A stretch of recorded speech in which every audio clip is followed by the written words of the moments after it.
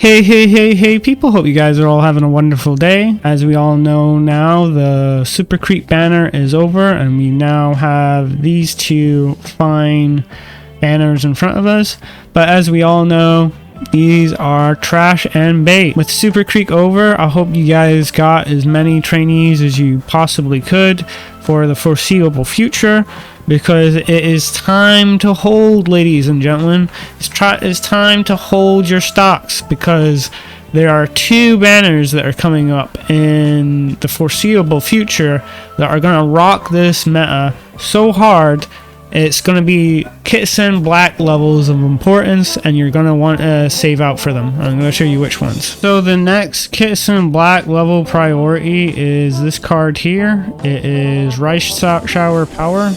And as you can see down here, as we go down to skills from events, it gives Swinging Maestro, which pretty much makes Super Creek almost completely pointless. Yeah, I'm sorry to burst your bubble, guys, but as soon as you get this card, you're no longer going to need Super Creek ever again.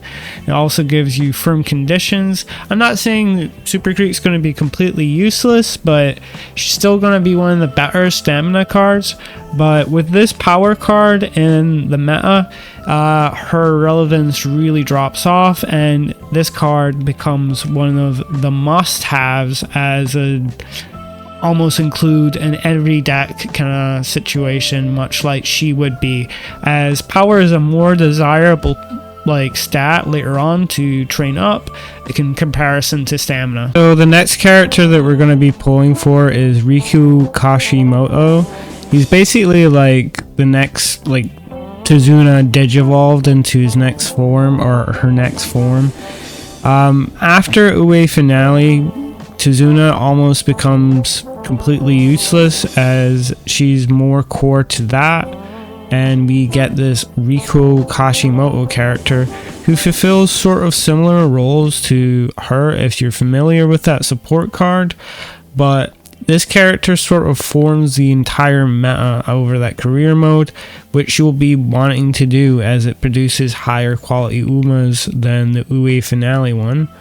But fully upgraded, I'll sort of go over why this guy is so strong. One of the things is he gives Rushing Galil. He gives a lot of stamina starting off. Rushing Galil is very comparable to Professor of Curvature.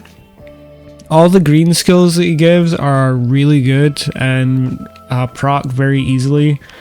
But a big thing about him is he gives a lot of stamina with all of his events, and with that increased stamina, you will notice you no longer have a need for a stamina card. He is like having a stamina card, but better, due to all the things that he gives. And because of that, you will be wanting to invest into guts or even power to instead, because of just how many events this guy gives that's going to boost your stamina that are almost guaranteed if you pick him. And yeah, basically this is a meta changing card that you're really going to want for that career mode, capped out, or you're going to be wanting to borrow it. And obviously Kitasan Black will come back, and if you guys already have Kitasan Black, you know that yeah, basically you're using them in every deck. You're going to be using Rice Shower and Rico in every deck if you can possibly. But if you didn't max LB Kitasan Black, you will have another chance to get her again on the rate boost. Now, in terms of trainings, I have said Seion Sky is quite good. You could sort of hold out for her if you've not got a lot of trainees, and then make a big pull on her. But ideally, you do not want to be pulling any more trainees until you get this character here, Oguri Cap Christmas. I'm just going to show you their abilities so you can get, if you activate at least 3 recovery skills at the midpoint in the race, you'll get speed, acceleration, and you'll recover more stamina. So with I have a lot of other guides about how to get these gold skills, but like pace strategy, gourmand, and swinging maestro, you put them all together and then you proc this, it's almost like a guaranteed win for that race.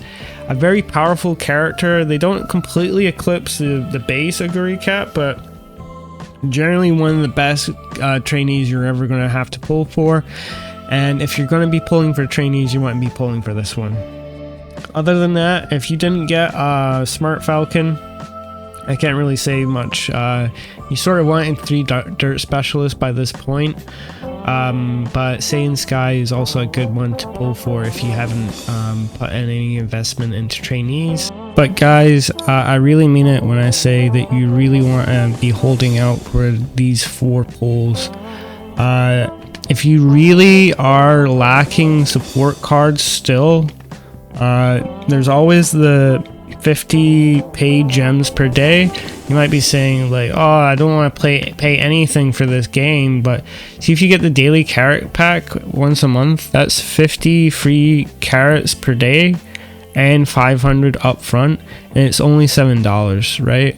And I know $7 is maybe out of your price range, but like honestly, that's 10 pulls on any of these banners or in between those pulls, and you'll be able to maybe fill out your roster. But generally, you don't want to be pulling any point up until these next banners that I've just mentioned. Another thing that you might want to keep completely aware of is you guys might have collected quite a lot of cleats in your time pulling at this point. So you're going to have tons of tickets to be using every month up until the point that you get these banners. So just keep that in mind, guys. Anyway, I don't want to waste any more of your time. I hope you guys have a wonderful day, and I'll catch you next time.